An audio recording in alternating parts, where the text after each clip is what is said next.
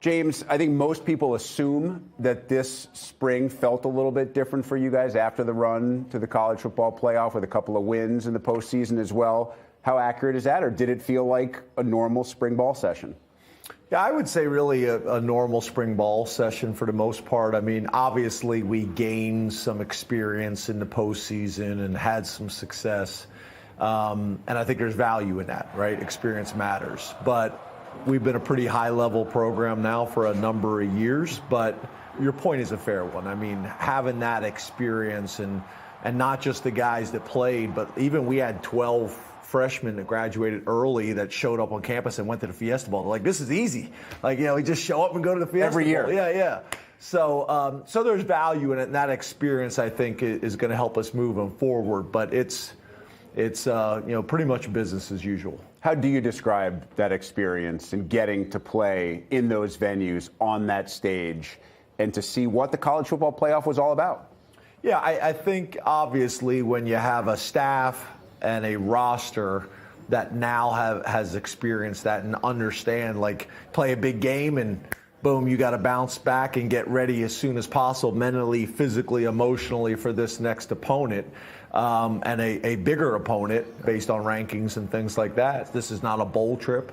It's playoff. It's essentially an away game. But I think there's value in it, and I think our guys have learned a lot. I think there'll be a lot of confidence.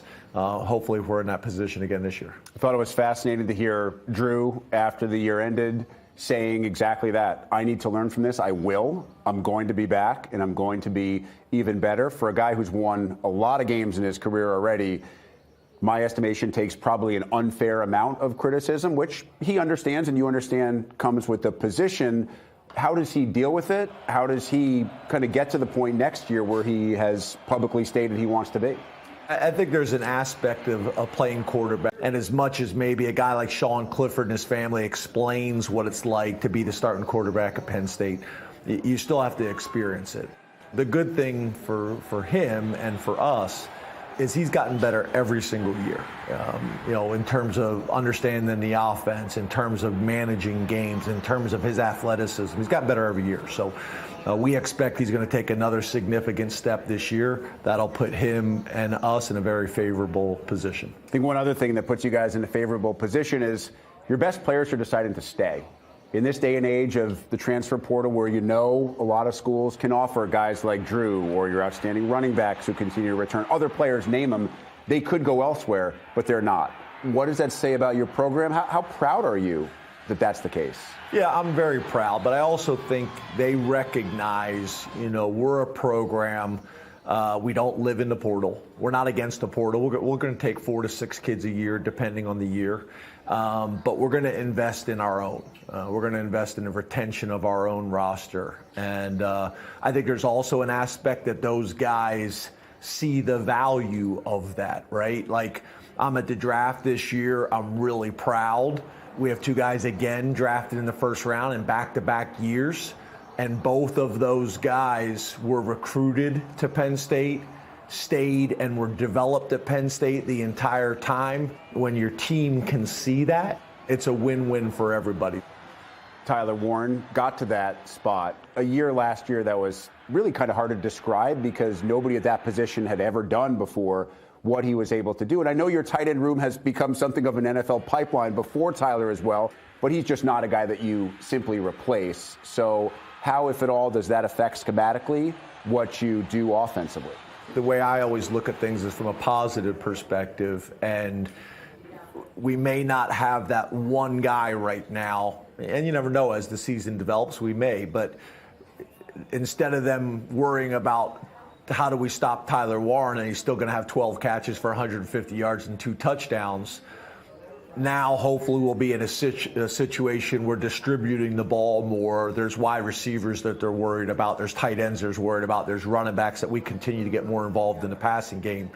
And maybe we do not have that one guy like Tyler Warren that doesn't come around very often, but maybe we're more difficult to defend because the ball's being distributed all over the field. The other first rounder on the other side of the ball, Abdul Carter, to my New York Football Giants, lifelong Giants fan. Very, very happy with the selection. What are they getting?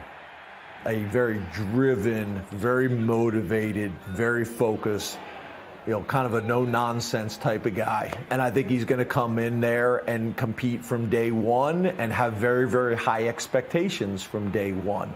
I think his ability to play a traditional linebacker, like he did for us for a number of years, or also be able to play defensive end, that comes with a lot of advantages for a defensive coordinator that wants to take a matchup problem and move him around your defense, and he's physically able to do it, and he's mentally able to do it. So, whenever you can get a disruptive, explosive player, especially in your front seven for your Giants, Thank you. Yeah, you're welcome. I think that helps. That's what everybody's looking for. In the front of that room, there's a change. How did the Jim Knowles hire happen? Yeah, so I've known Jim for a number of years. He actually came and visited us years ago. I think Bob Shoop was our defensive coordinator. He came out and spent a couple days with us. Jim's from Philadelphia, one of the better programs in the United States, St. Joe's Prep in Philadelphia. So there was some connections there.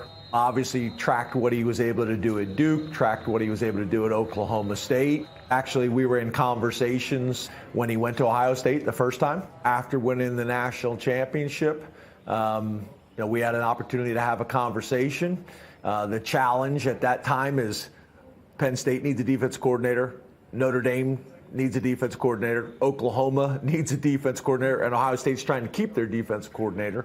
So, it makes it a very challenging situation. But I think at the end of the day, Jim felt like we checked a lot of boxes for him and what he was looking for at this point in his career. And obviously, he did that for us as well.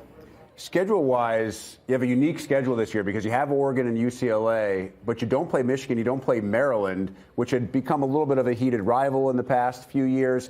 Listen, games are games for players and for coaches. Switches like this in schedules and getting away from some of the traditionals, bringing in some of the new schools, how do you think that sits with the fan bases?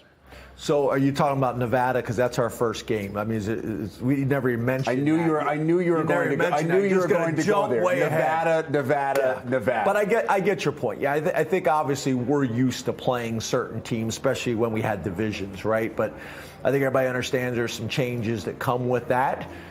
Sometimes you get disappointed or frustrated because you're missing somebody on your schedule that you're used to having, but then you're also adding somebody that maybe you haven't either played before or haven't played in a very long time, and there's some excitement that comes with that. So there's give and take on that.